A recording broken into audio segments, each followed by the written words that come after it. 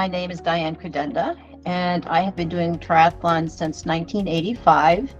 I am now racing in the 70 to 74-year-old age group.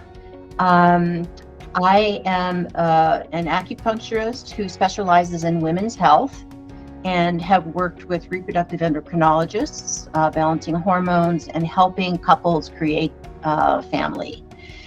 I feel like sometimes Western medicine doesn't have all the answers, and I had a health challenge back when I was an X-ray tech, which I was for 20 years, and I found that acupuncture and Chinese medicine helped me get back to training and racing. So when I had a career change, when I think I was almost 40, I decided that why can't you combine East and West to give the patients or people the best options? We feel that sometimes a lot of the information athletes are given is a one formula, and that's not true because we all have different systems.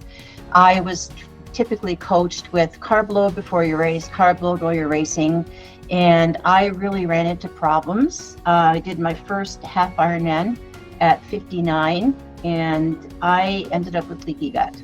2013 is when I had the leaky gut, and I found Vespa, and I had been fat adapted for about 7 months before I raced 70.3 in St. George. And what I remember is I could smell the flowers. I was looking to see who I needed to pick off, who do I need to pass, and just had this mental focus.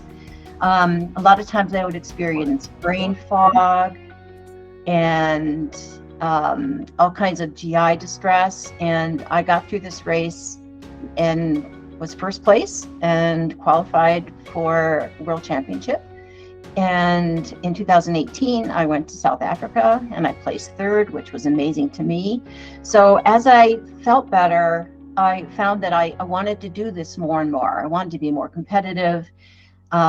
My coach would ask me afterwards, like, weren't you sore afterwards? And I'd say, maybe I didn't push hard enough or something, because I used to have to walk down the steps backwards after a triathlon. And I just wasn't having the discomfort in my muscles, and I just felt the recovery was better.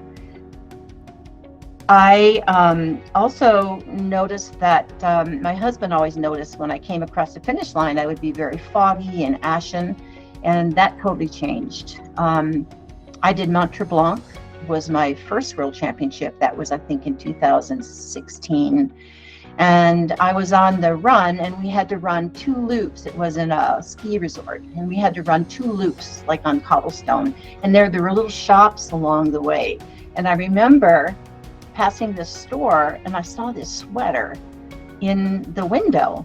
So I come across the finish line, and I'm all great, and I want to go out shopping, right? I said, Paul, I found this really cool sweater. He goes, what do you want to do? I said, I want to go shopping. He was like, oh my God. He said, I'm exhausted. I need to go and lie down after following you around all day. So it's been a huge change for me, and it's made me want to continue and do this. And my husband thought I was going to do 1/2 Ironman, and now I've done, I don't know how many, 33.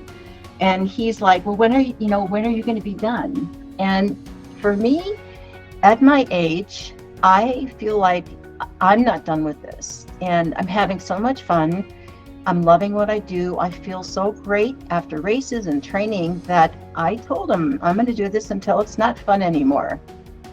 I just got back from Finland. I lost a good 8 weeks of solid training because I was having a knee injury.